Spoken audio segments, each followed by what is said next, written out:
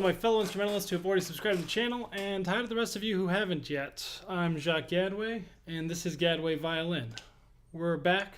It's Monday, 5 p.m., so we're doing another Monday music method.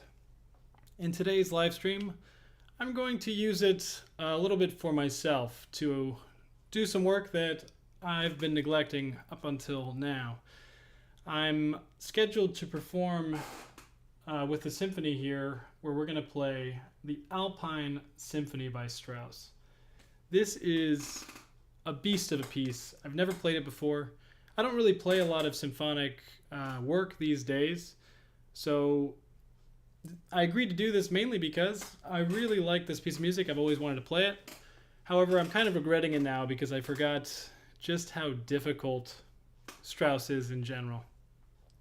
So I thought the theme of today's live stream would be about practice efficiency and using this as an example. I have to play this in about a week and I haven't looked at it really at all, and it's very difficult and I don't have a lot of time. I probably have about 4 hours to myself where I can practice before the first rehearsal. And the piece itself is around 50 minutes long. So in theory, I could play the piece about 4 times, but that wouldn't accomplish much. So how do I use the limited time that I have in order to be as prepared as I can be for rehearsal? So I thought as we look at this piece of music today, some of what we'll do and spend time on is talk about different strategies for how to use your time wisely in the practice room and what I go about doing when I feel overwhelmed, which is pretty much how I feel right now, given the circumstances. I mostly these days perform quartets, trios for private events and or concerts. And for those, I'm very comfortable with the repertoire that I'm playing, and or I'll be in a similar situation where I'll have limited time available to me. You know, I might have more time literally available to practice than 4 hours over the course of the week. But the truth is that I play so much that if I try to practice physically more than that, I might risk injury. So really, it's a finite amount of time that I do have available to me.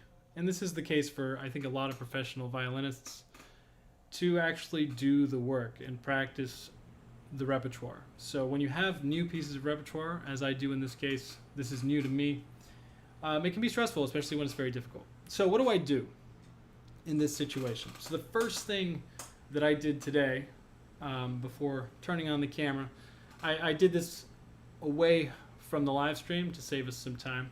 But what I'll do is I will do a full listen through of the piece, especially if it's a symphonic piece, especially if it's difficult. And my main focus when I'm doing this listen through is I'm going to use the score, well, not the full score, but my part, and I'm going to listen along while following my part. And one of the main things I'm going to be looking for is not just difficult sections. Obviously, we're looking out for difficult sections so we can prioritize our practice. But I'm also looking for what sticks out, right? We're looking for what we might call vulnerable parts of the music. Essentially, the fact of the matter is we're not going to have time to get through every note of this piece and get it to a polished perfection, the state of which you might get a piece of music if you're performing it at a recital or for an audition, for example. In this case, we're not going to have time to get every measure to that quality. So what I'm looking for is what are the parts of this piece that are really exposed, where I myself feel that I'm going to need to have extra confidence going into it in order to play my best. There's other parts where it might look very difficult. For example, if we look at this, page 3, this looks very scary, right? But the truth is, it's actually not that hard. It's basically just scales.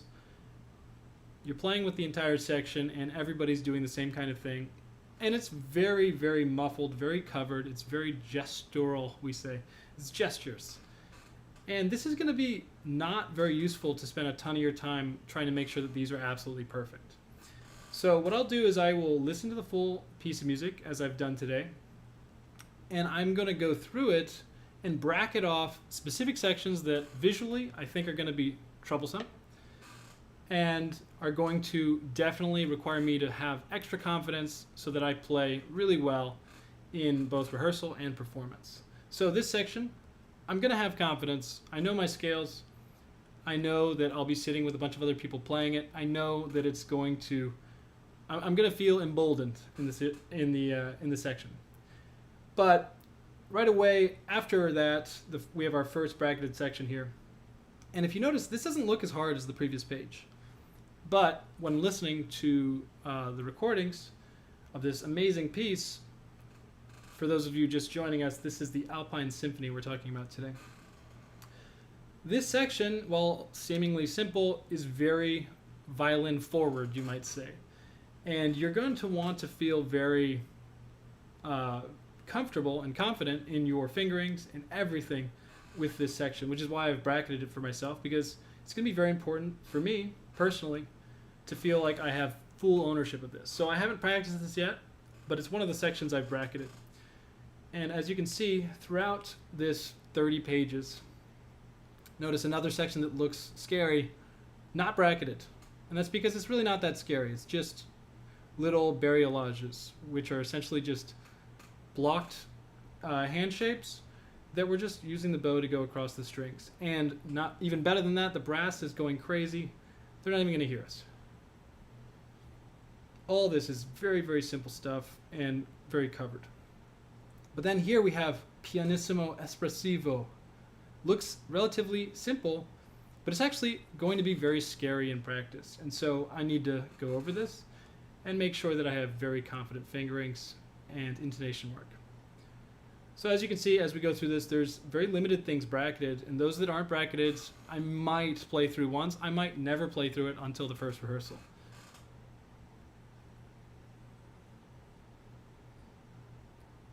So with that, there's a fixed amount now that's a lot less than 50 minutes of music that I need to study, right? And there's a chance we get through most of it today in this live stream because it's really not all that much, but what is bracketed is very challenging. It's Strauss after all, so it's very difficult. So let's take a look at the very first bracketed section, and we'll talk about fingering choices, concerns, and some of my foresight, what I think is going to be an issue potentially when I'm sitting in this section. So the first thing is that very first note. If we look here, it's a high note, right? And it's fortissimo. The chances of me hearing myself in this are very, very low. However, I need to be perfectly in tune with my neighbor and with my section. So it's so important that I physically memorize how I'm placing my finger here, because I won't be able to rely on hearing myself. So I really have to focus on figuring out how I'm getting to this note, which I should also know what it is, exactly what position it is, so forth. So we're going to decide right away. We're just going to do it with a fourth finger, which will indicate to us that we'll be in 7th position. 7th position is a super comfortable position. So it shouldn't take too much practice to get really comfortable with that. It's worthwhile thinking, even though we're not really practicing or worrying so much about this section, it's worth thinking about the very end, just so that we can think about the transition between, because that's really where the difficulty will lie.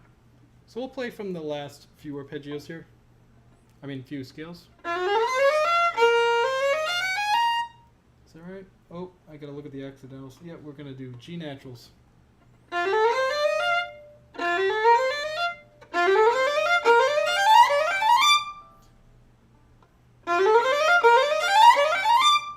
So if I follow a fingering that feels natural to me, I will have ended this section on a 4th finger, which means that I'll be in 3rd position. So I need to practice going from 3rd position to 7th position so that, again, I'm very physically confident with this motion to get to this point, so that when I definitely won't be able to hear myself, it won't matter because I will have it physically memorized.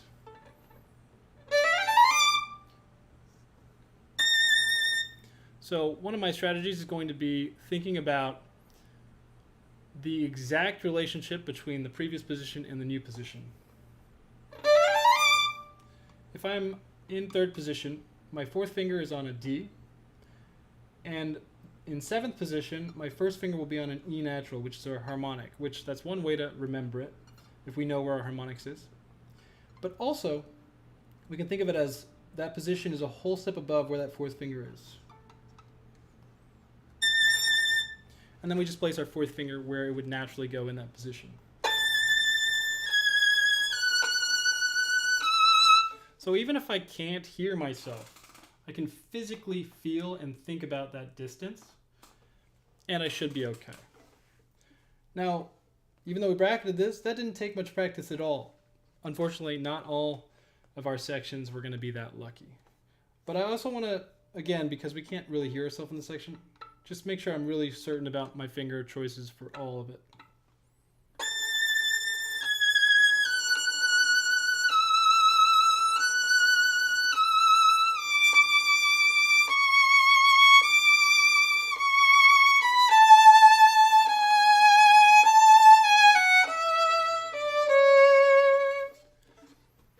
I like it. I kept it real simple.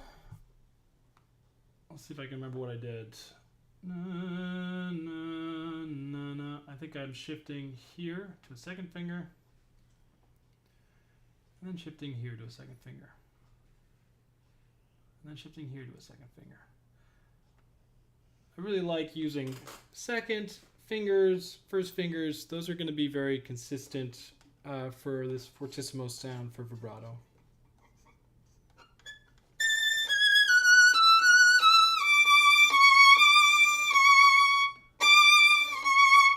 Ooh, actually, I think I prefer to do a third finger here.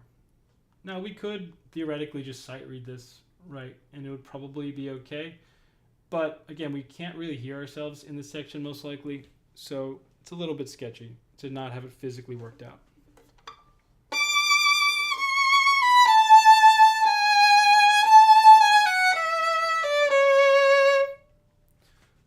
All right, let's look at this next section. This is our first time playing this really cool theme here.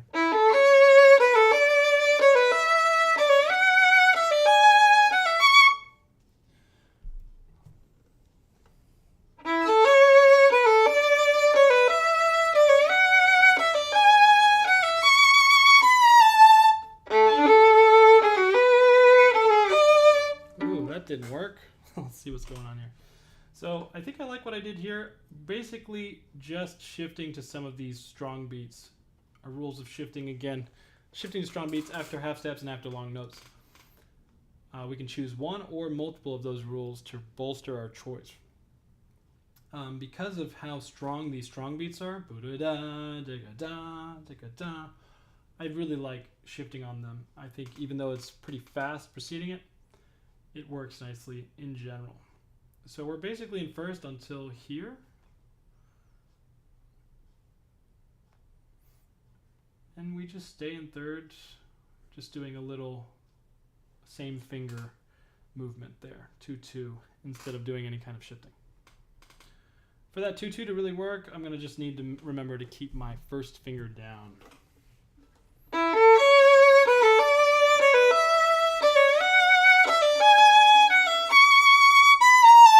I'm going to have my first finger down during that so that it's ready to go. Now, the next part is where our issue lies. Question is, what do we do here?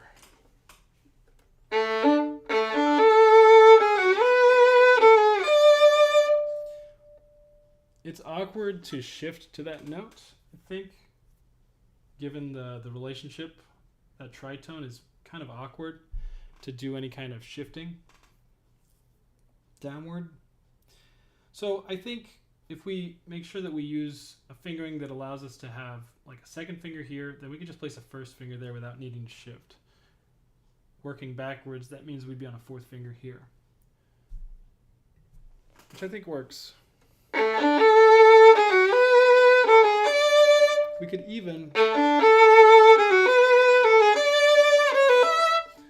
even shift earlier instead of shifting to the fourth finger, which I like. we could shift to that third finger here instead. And then we'll have a fourth finger here by default.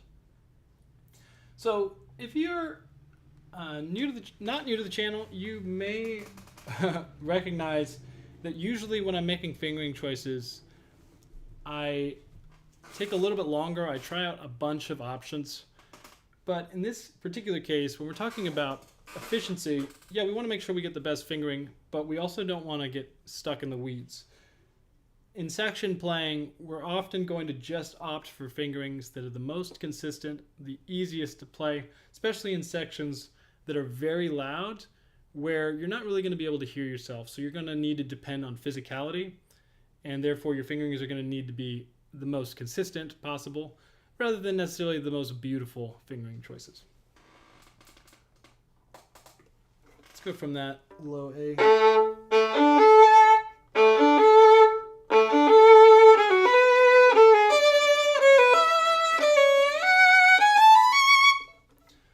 What feels natural to me is, and if it feels natural, that's going to be a good option, probably.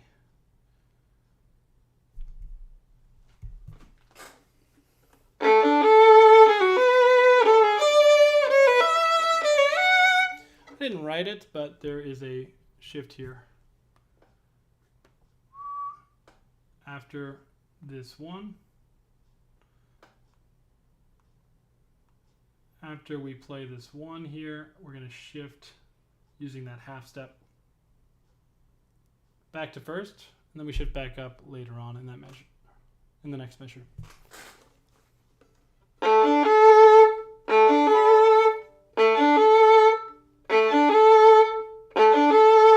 Might have to rethink that. That's not super comfortable.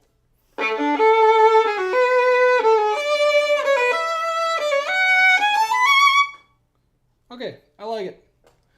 Moving on from that rehearsal 9. I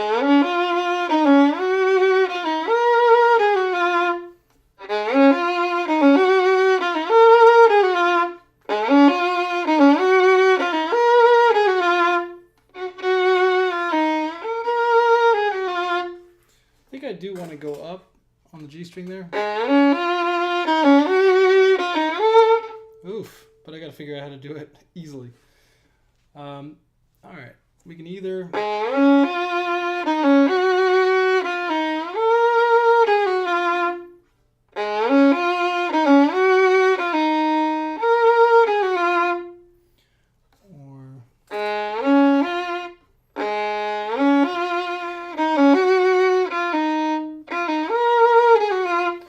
I see two basic options here. And that's either, I'll do it on the top and on the bottom. Either we go to fourth right away, that's the first finger, a very long first finger. And then the next shift wouldn't be until here. Or we shift to third, which would require us to shift here to fifth, and then to sixth. I'll do the top fingering first. This has a big shift at the beginning.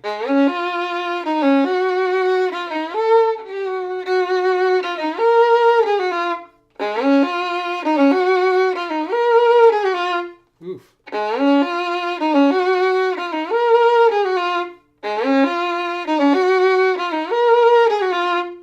Can work. It's the bottom fingering.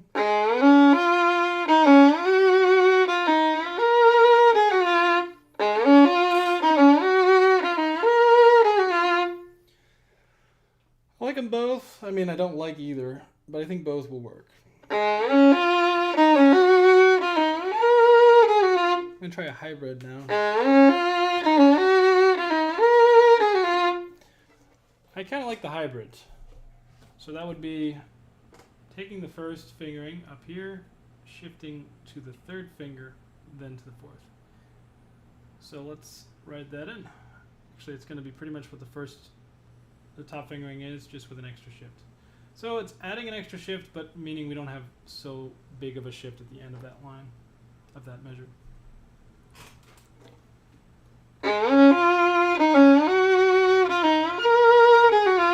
So like this shift, or that it feels comfortable, is essentially our shifts become pretty equivalent.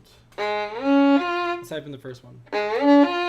Because then our shift here is a whole step. And then we have another whole step.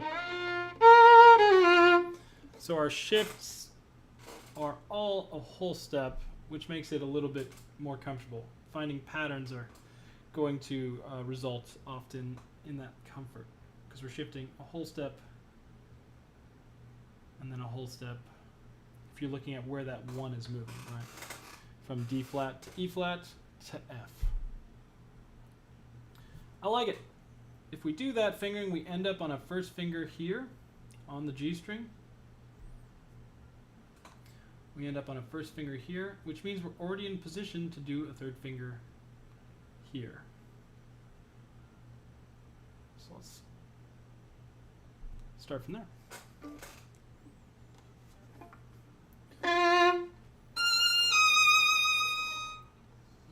Three.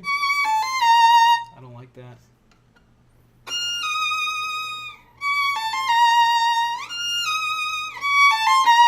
I like that better. So just shifting down to a fourth finger instead of this 3 that's marked here. These are fingerings from the photocopy. This is a practice part from the symphony. But I think I prefer shifting to a fourth finger there. If we do the third finger, then we have to like reuse it here and move it, and that's just very clunky, because then we're going 3, 3, shift, 3. There's just so many 3s in very close succession. To me, that's worrisome.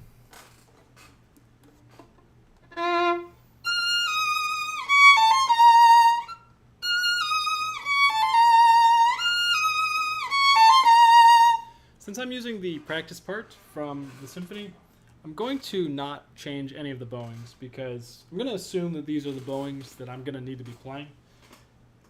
Which is great, because it means that I don't have to make any decisions about bowings, which do take up a fair amount of time. Alright, moving on from that rehearsal 10 here.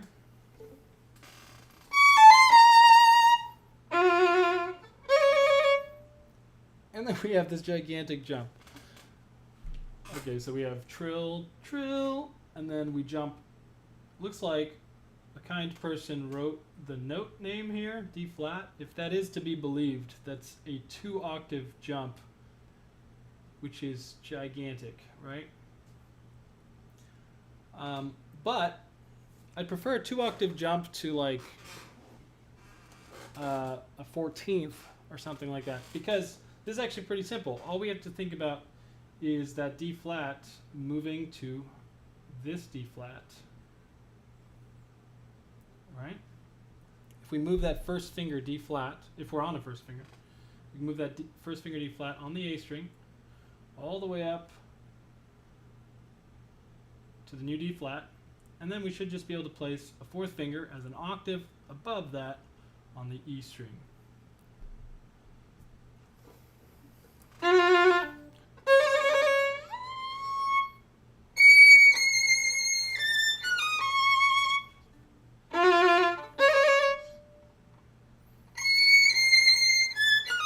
Holy crap, that's not in tune. Let's try that again.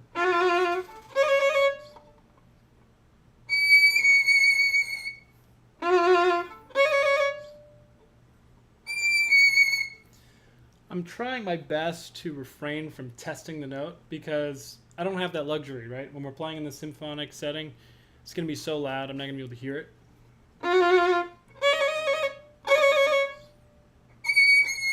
Which means I just have to feel what that octave is. And that's only going to come through many repetitions. Oops.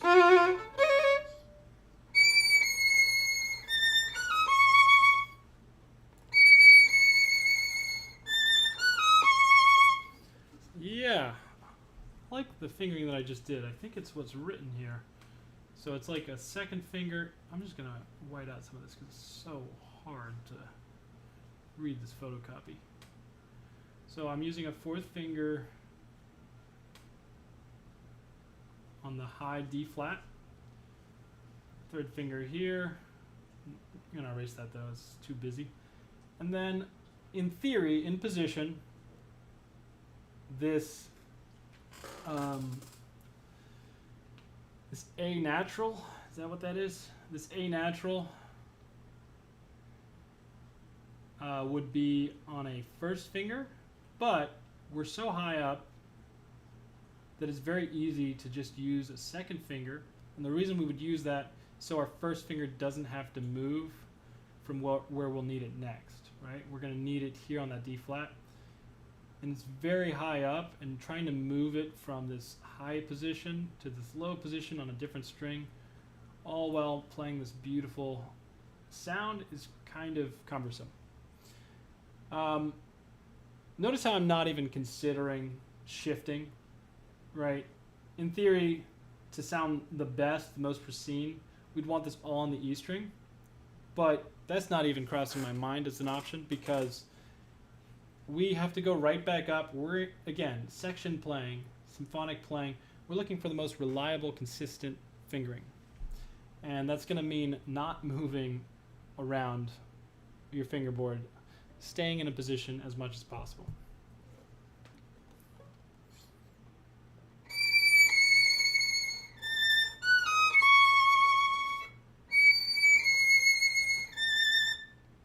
So the next little thing would be exactly the same, right? Although, what's next? We're going to go and land on this and hold it for a bit. So I'm not going to want to play that on the A string, I think. That's going to not sound super great for an extended period of time. Plus, the next stuff is going to take us down pretty low into the instrument's register. So I don't want to be stuck in a really high position necessarily. So we can freely move out of this position. We just have to figure out where. Looks like there's a suggested fingering here from whoever played this part before, and I think I like it. That's a 2 here and a 4 here.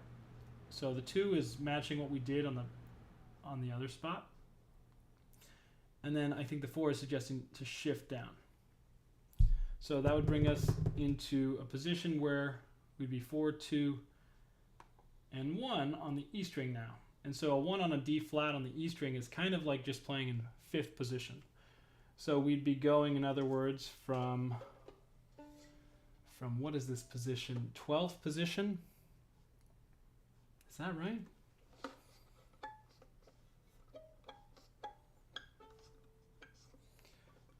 No, that's way too high. God, these position numbers get crazy. 7, 8, 9, 10. 10th position. So from 10th position to 5th. All right.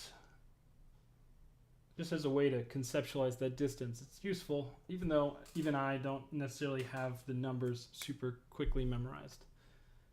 But I can use them and refer to them to help strategize these distances. All right, so let's try and play this ridiculous pair of measures.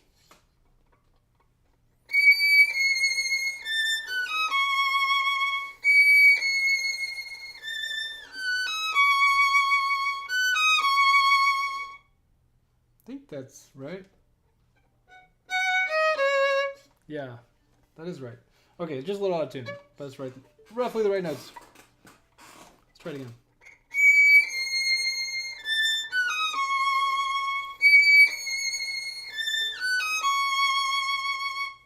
All right, I like the fingering. And then to get out, let's try the suggested fingering. Second finger.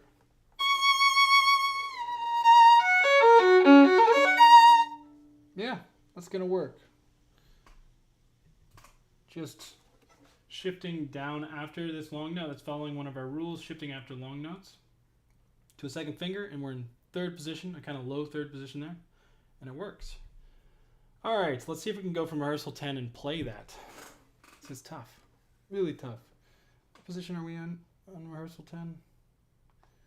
We are...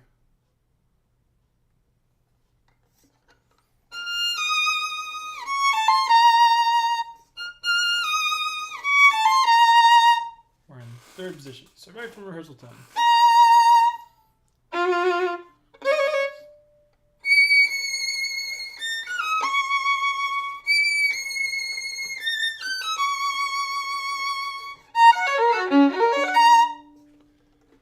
All right, tough stuff. But we got our first bracketed section pretty much down. We know, I mean, it's not perfect, but you know, you can perfect it in rehearsal. All right, I bracketed this next section. Again, it doesn't look super challenging, but it's very clearly heard. So I just want to make sure, go through it and make sure that my fingering choices and my understanding of it is clear. I was playing some of this at the beginning because this is one of the very famous lines from this piece.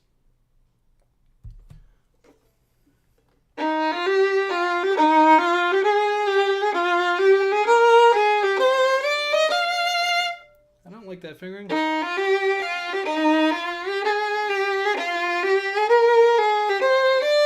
Don't like that either.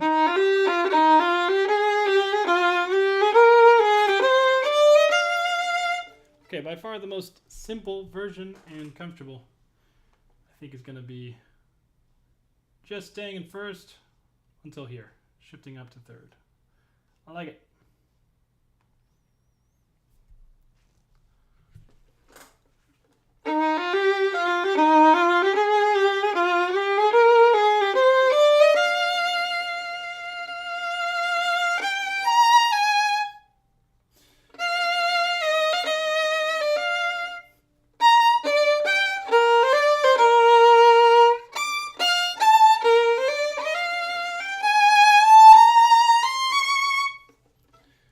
Let's see what I did here, if I can remember. I think we're staying in third after we shifted up until here we shift down, go back up, just for one note. That B double flat, I'm just using a third finger like it's an A natural. And then I think I shifted here. We shift on strong beats, half steps, or after long notes. This is a half step, and this is one of the long notes of the section. It's not long, but it's going to have to do. Let's go from 13.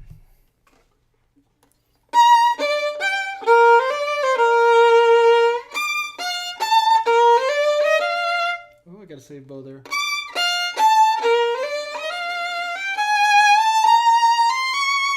Wow, that bowing is tough. To stay forte.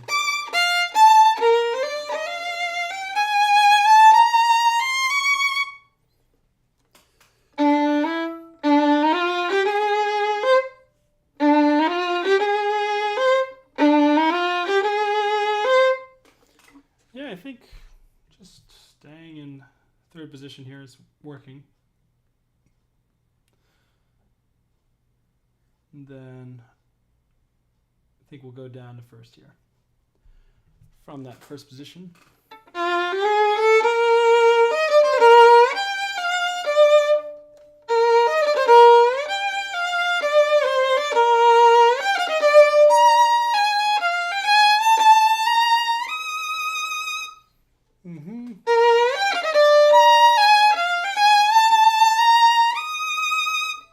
I think I like it. So I'm doing an open string here, staying in first, and then shifting up. And then you can either shift down here, so I'll put that on the bottom. You can shift down here, or you can shift down, which is what I did here.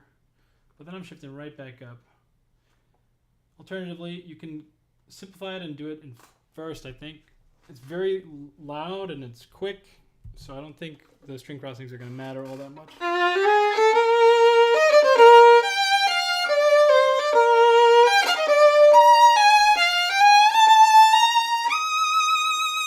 No matter what we do, we're going to definitely be on a 1 here on this A natural. And then I like this, shifting to that third finger. And then if you see this in a practice part, most likely that's because the orchestra is deciding to do a portamento here. So we're going to have to do a fingering that allows us to do that until we're told that that's not right.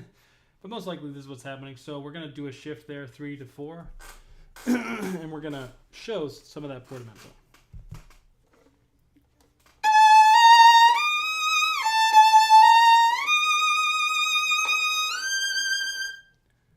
Might be too much.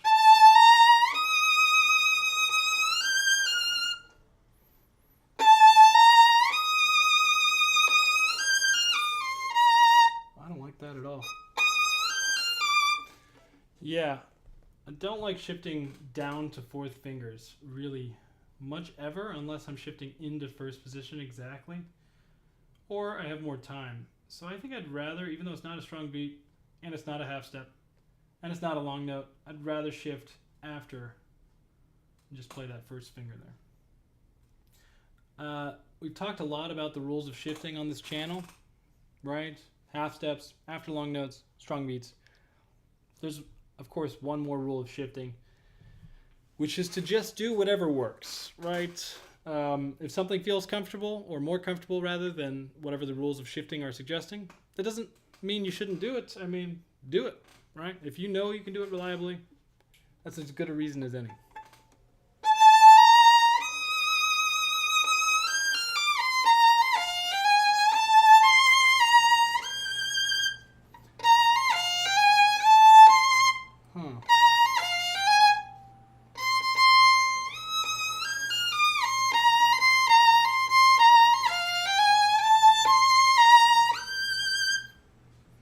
I guess that's it.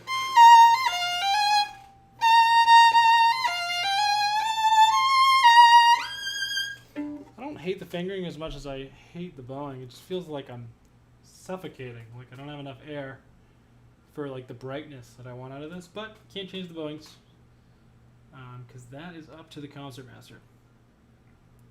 But I think we're going to do these suggested fingerings.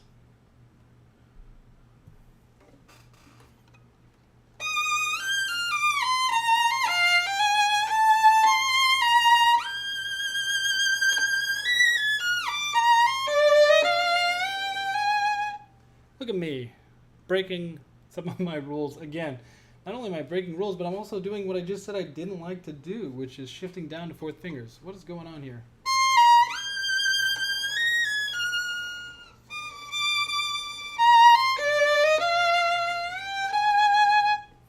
Why is that comfortable? Sometimes...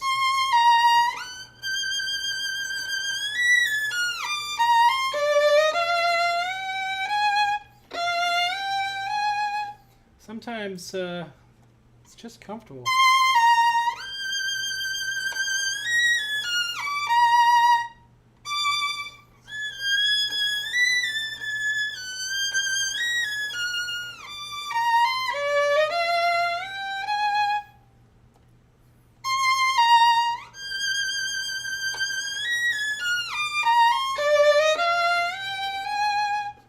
I'm not going to question it.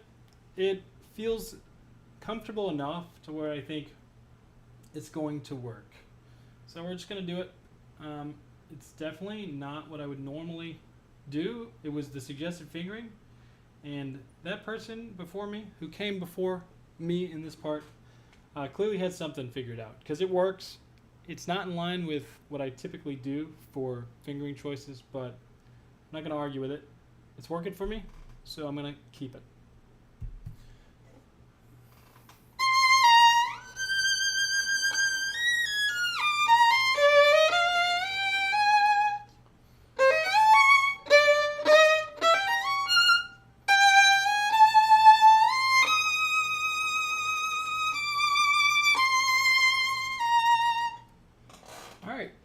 Once again, these suggested fingerings are not what I think traditionally I would do, but it felt easy. So we're going to do it. 2, 1, 1. And then third finger here, thinking of it more like a C sharp than a D flat. And therefore we're thinking we're in first position. So, third position. And then I just did the same thing here, 1, 1, 3.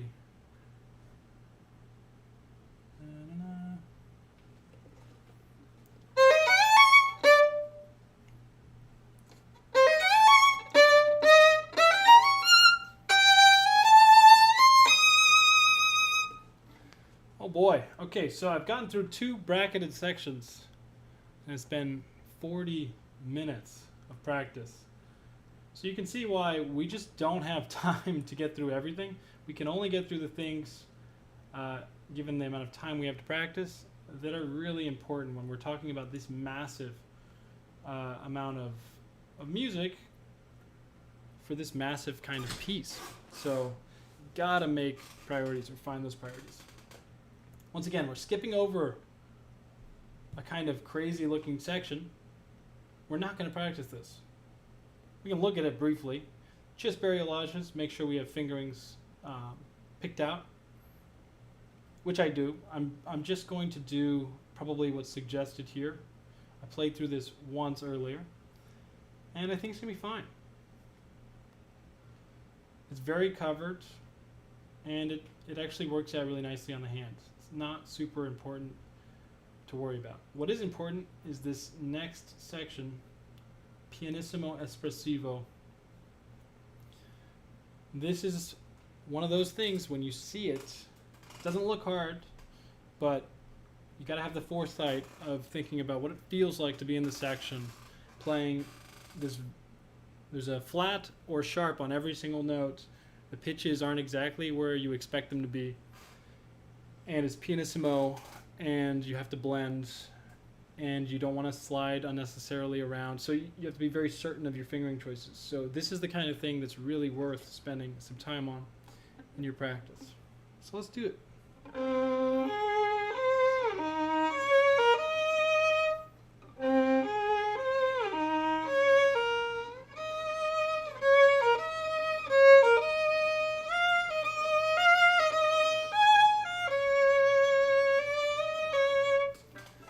Okay, ran out of bow, but I think I understand my concept for this fingering.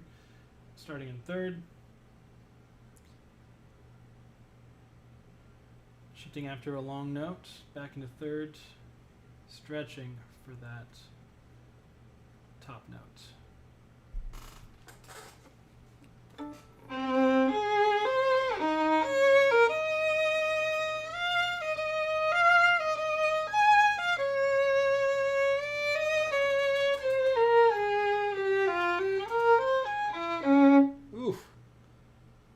Doesn't look hard, but it's hard. It's unexpected notes.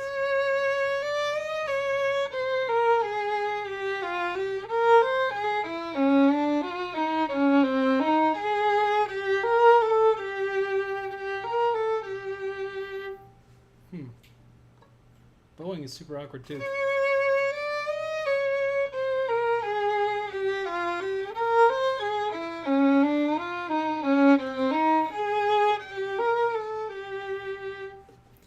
Ooh, good news is I don't have to practice that next section. When we see this, this means first pult. It means first stand. So I'm not in the first stand, so I don't have to worry about this or this. Looks like I have to worry about that. So the fingering here felt super natural. I almost feel like I don't need to write it in for myself, but I'll write it in just so we know. 2-2, keeping that 1 down. And then we're doing a second finger here using that half step. And then we're shifting right back up to a third finger, staying in position doing 2-2.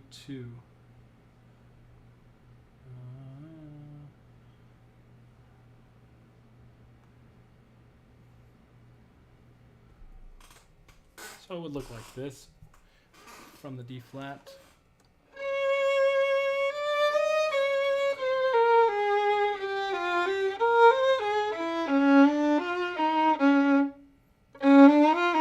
Actually, I think instead of a 2-2, I may prefer doing third finger, fourth finger, and feeling like this third finger is moving a half step as we expand.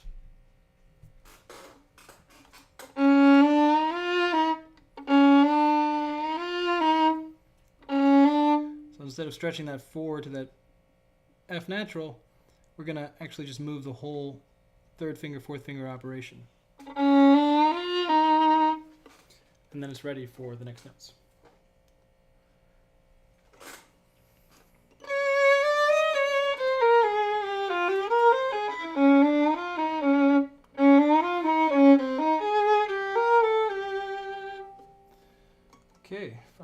next section if we're still in third, or we can do whatever, but we're going to be in third here, I think.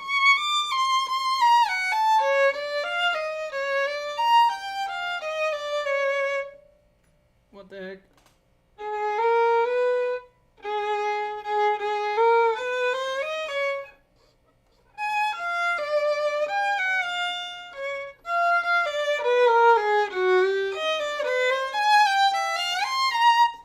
Wow. Yeah, it just seems like random notes, right? It's really tricky stuff.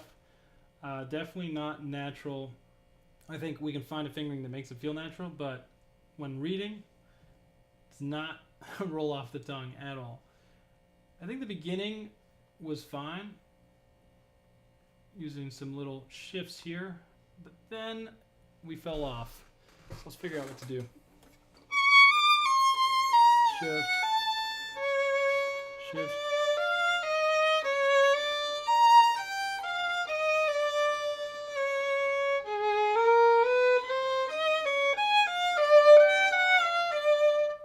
Ooh, I kind of like that. But what was it?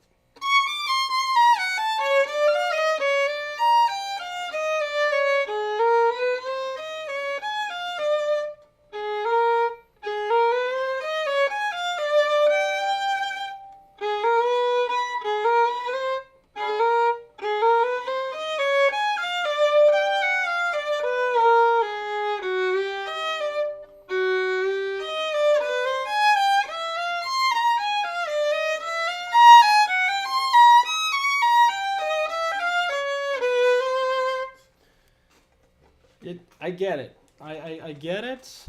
I don't remember what I did fingering wise, but I think I get it. So, very interesting. Very interesting indeed. So we're just staying in position here, kind of scrunching up our fingers, using each finger as they come. 3, 2, 1. Second finger, and then we're going to do 4, 4. I think the name of the game here is really making sure I understand what position I'm in at all times and the relationships between each of my fingers. Or how they are behaving within positions, whether they're behaving rationally or they're doing stretches of some kind.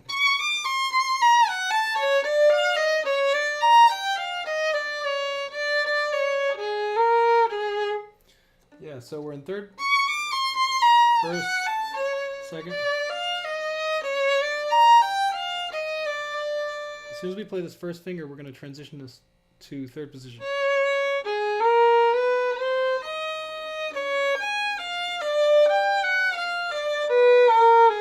And then back to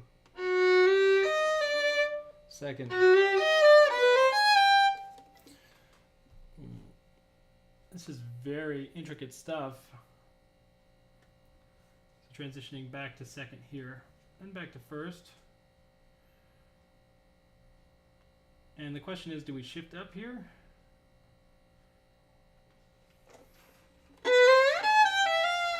I don't like it.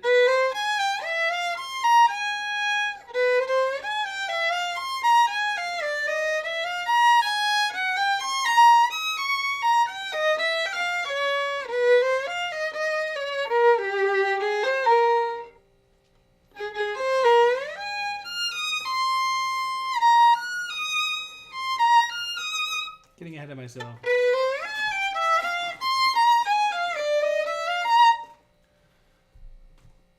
This is ridiculous. Okay, so I think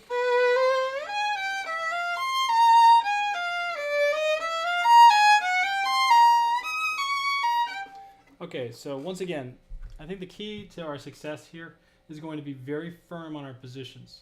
So we're in first, then we go to fourth briefly, and as soon as we play this first finger, we're back in third, and we have to feel like we're in third regardless of our variation until we get out of third to fourth position, which might be even earlier than that. It might be right here.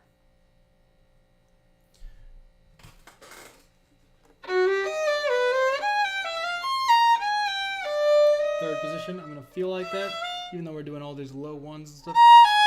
High 3. Now, Thinking about fourth. Back to third.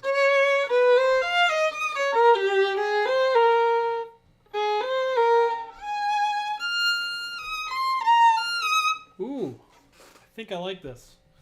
So we're back to third until here. We shift all the way up to a third finger, putting us into fourth.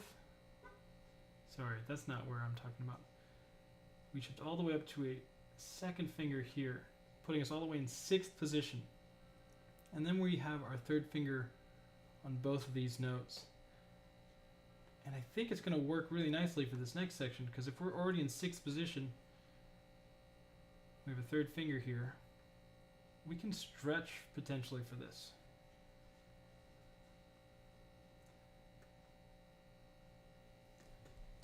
Let's see. Ooh, from 34.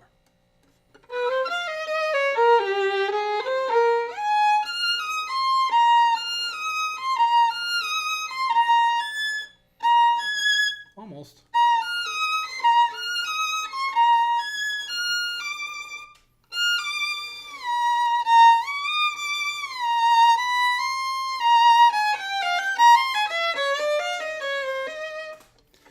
Okay.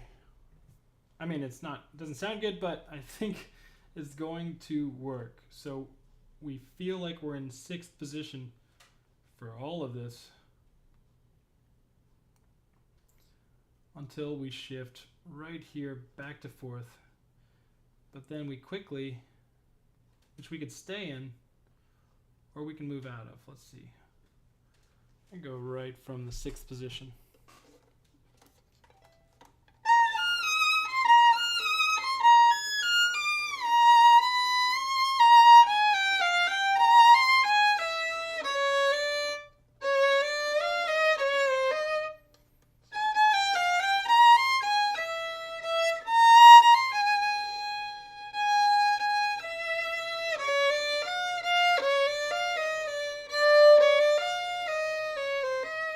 Nope, that's not going to work.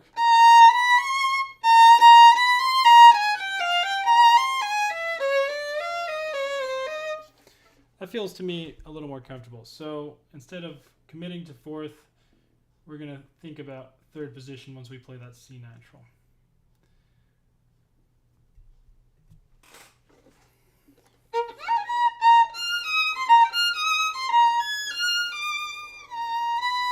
Third position.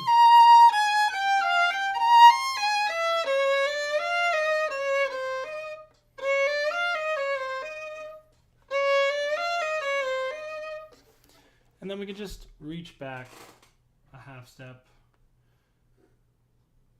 for that C natural. Really, really tough stuff.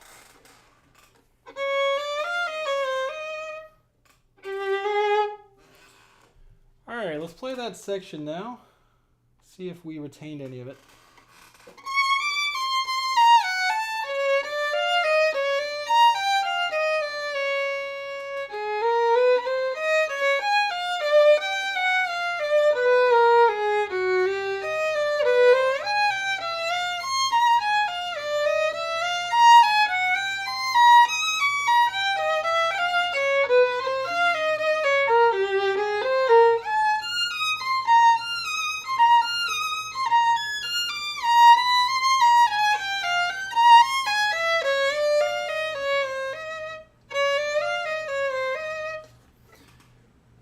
For us to use the stretch here at the end, we need to use a 2 here,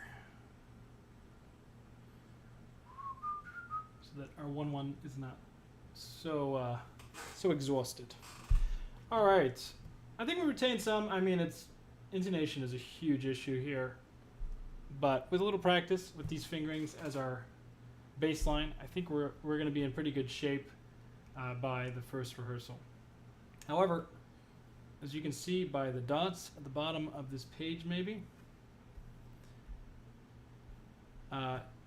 we're on page 8, and there are 25 pages. Obviously, we don't have to practice every page. We only have to practice our bracketed, difficult stuff, but much of it is going to be a lot more challenging than what I went over today.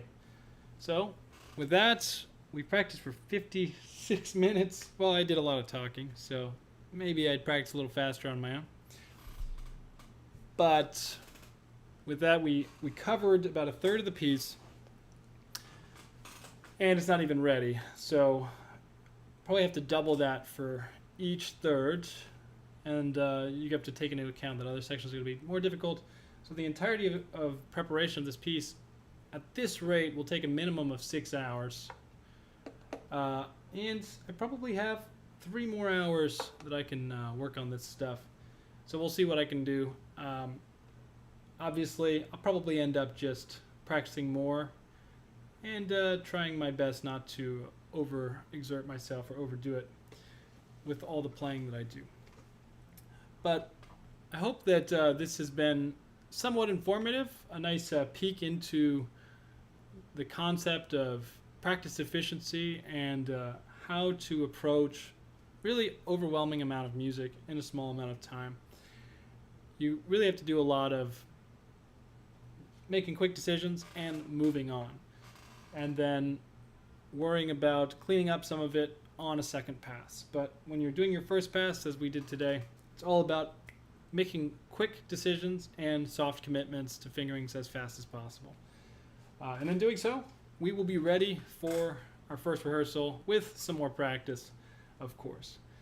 I hope you all learned something. I certainly have, trying to use these live streams as a means for accomplishing multiple things at once, hopefully building some community here on Gadway Violin's YouTube, but also answering questions about practice techniques and pieces of repertoire. This is the first time we ever looked at a symphonic piece of repertoire. Probably won't be doing much of this in the future because I just don't do it very often. But this is such an incredible piece of music. It's the first time I've ever been assigned to do it.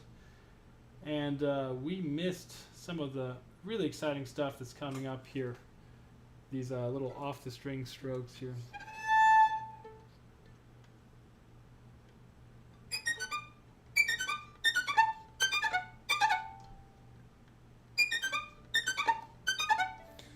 Really crazy stuff later on in this piece, but we won't be covering this probably on the next live stream, unless there's still more for me to practice. Next week we'll probably do a piece of solo violin repertoire. I haven't decided exactly what yet. If you have any ideas, or if there's something you'd like to hear me cover next week's live stream, please leave it in the comments below. Like I said, one of the main purposes of the Monday Music Method is to build community here on Gadway Violin and open up for discussion about techniques, pieces of repertoire, and philosophy of music and violin in general. Thanks so much for watching. Don't forget to like and subscribe, and I'll see you next week.